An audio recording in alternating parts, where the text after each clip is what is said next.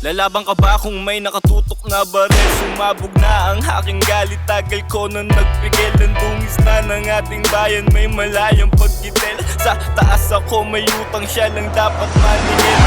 Tao po, dito po, sabi nila ay may nakikinig. Tao po.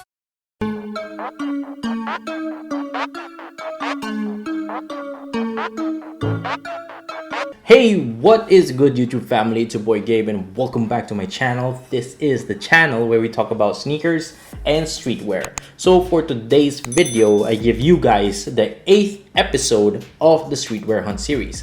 This is a series where I hunt for local streetwear brands and feature them here on my channel. Now, the brand that I'm going to feature for today is called Implicit. So this is the shirt that they sent over, and before anything else, gusto ko lang magpasalamat sa buong Implicit family. Just wanted to shout out Sir Jean Laderas, Sir Mong Feliciano, and also the Owfuck gang. Shout out to you guys. Maraming salamat for sending this over. Maraming salamat for giving me this opportunity na i-review yung merch nyo before you guys release this. So as of the recording of this video, this is not yet available to the public. This is going to be released on June 25, 2020. Now let's get on with the actual shirt. So this is a special release, guys. So this is a collaboration between Implicit and the Owfuck gang. So yun yung pinakita ko sa inyo kanina sa intro, yun yung music video preview. Now focus muna tayo dito sa actual shirt. So right off the bat, when I got this t-shirt from the delivery guy, ang naunang napansin ko talaga is nung unang hawak ko pa lang, medyo may bigat yung shirt. And when you feel the actual fabric, makapal yung ginamit nila. To be honest guys, so far the fabric na ginamit nila dito sa Implicit shirt, ito yung pinakamakapal na nakuha ko from a local streetwear brand. So props to you guys because you know me, sa mga nanonood palagi ng videos ko, mahilig ako dun sa mga makakapal na tela, and Implicit, yung gamit yung tela dito is on point. So props to you guys. I know hindi siya makikita through the camera, pero once that you feel it, once that you got this actual shirt on hand, makikita nyo na makapal talaga yung tela.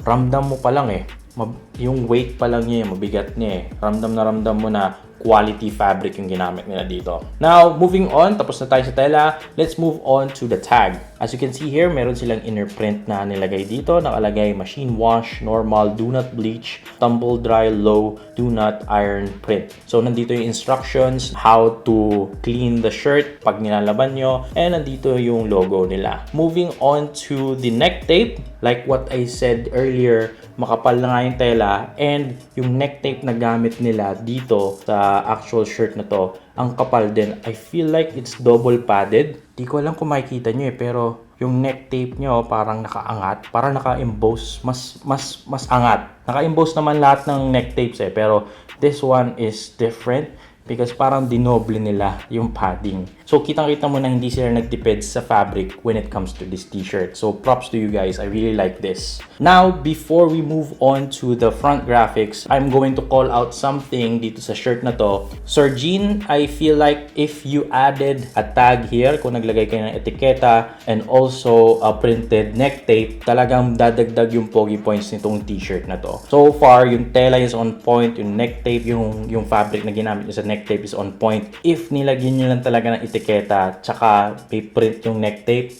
panalong-panalo, super pogi na nung shirt nyo so far. I know that you guys are going to note this for future projects, and hindi nga rin siya deal breaker, hindi siya ikasisira ng Implicit brand, hindi siya ikasisira nitong t-shirt na to. It's just the small minor things that would make a big difference, and I feel like yun lang yung konting kulang nung shirt na to. Now, that being said, let's move on to the front graphic. There you go guys, this is their front graphic. Napakaganda. I really like the approach na ginamit nila dun sa design nila. It's minimalist and may pagka-icon style yung design nila, and both sides of the chest area meron silang print. So hindi rin tinipid yung print. Napakaganda ng color na ginamit. Angat na angat dito sa black, and I really like the treatment guys. Ganda ng layout nyo, balance. This is one of a good example na hindi sila nag-go crazy to deliver deliver a good design. So this is their logo. So meron sila dito ng parental advisory, implicit content. Tapos nakalagay dito is trademarked, registered, and copyrighted. All rights reserved, 2020 by Implicit. Nandito din yung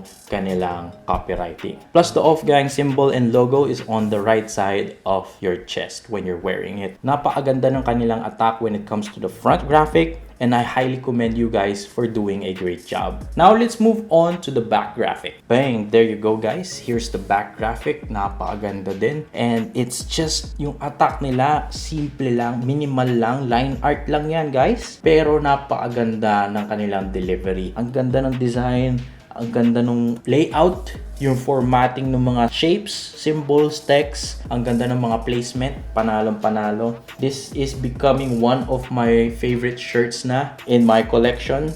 And hindi ko pa nga siya nasusuot. So, nandito yung implicit. Nakalagay dito yung Owfuck. Tapos nakalagay dito, nagsisindi ng mahiwaga. Parental advisory, implicit content. Napakaganda ng design. Yung fabric panalo. Sobrang kapal yung fabric. High quality. You can really feel it. From the weight of the t-shirt pa lang. And alam mong talagang pinag-isipan nila yung atake nila dito sa pag-design That being said, let's see kung yun lang yung mako-call out ko. Tingnan natin kung meron pa akong makikita ang pwede pa nilang pag-improve on.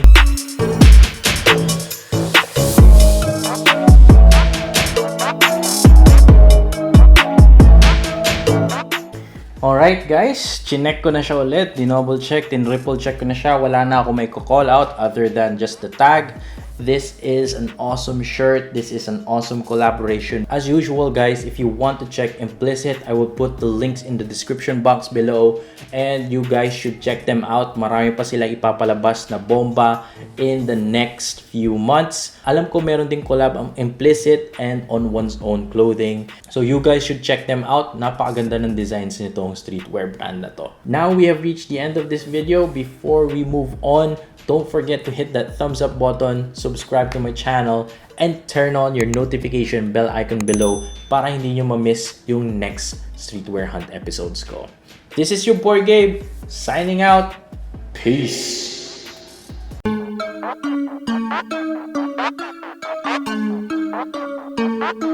Thank you.